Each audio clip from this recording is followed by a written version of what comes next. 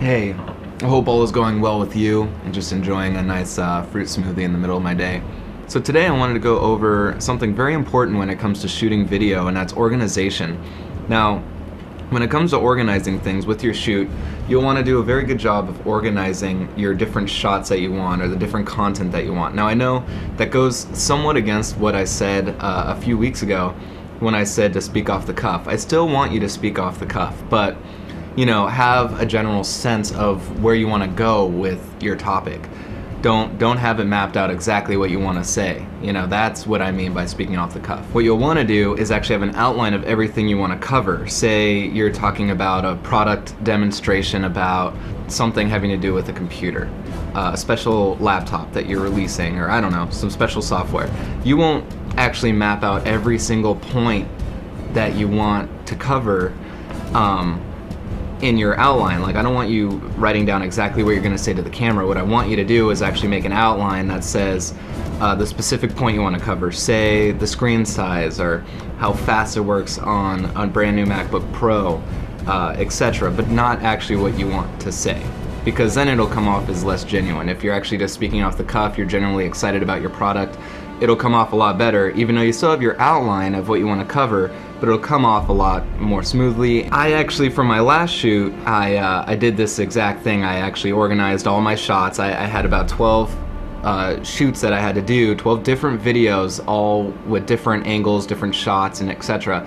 Now, when you're actually shooting stuff like this, you want to actually have an idea of the grand picture, the grand scheme of things, what you're actually going to be recording, with the different shots you want to take. So if you look over here on my MacBook Pro, I don't know if you can see this, I actually created a spreadsheet with checklists and check marks to check the different shots that I want. And within that, I have, like, for example, in this I have, let's see, 5 shots for the first video, and in it I actually explain what the shots are, what needs to be seen, what needs to be done in the shot.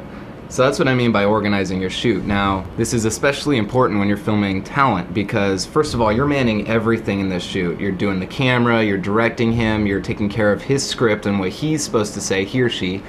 You're also manning your lights, everything. Like, everything is what you are doing. So you'll want to be as organized as possible so it goes as quickly as possible, especially if you're paying your talent an hourly fee. I paid models up to $75 to $100 an hour. You want that to get done pretty fast. So being organized with checklists definitely helps. In fact, every part of my business is held with checklists, and it just makes everything so much smoother. A great book to check out is actually the Checklist Manifesto. It's a very good book, awesome. It's all about checklists. You can nerd out on that if you want. So just to recap, the things you'll want to cover in this checklist are the different shots you want to take, different angles, say you want a low angle, a high angle, a full face, a close-up, a mid-shot, etc. You can put that in your checklist, and then check it off when you've actually succeeded at taking that shot. You can also do different shots, like say you have a car shot, you can separate it by the different shots you want to take while you're in the car or while you're at the golf course or whatever.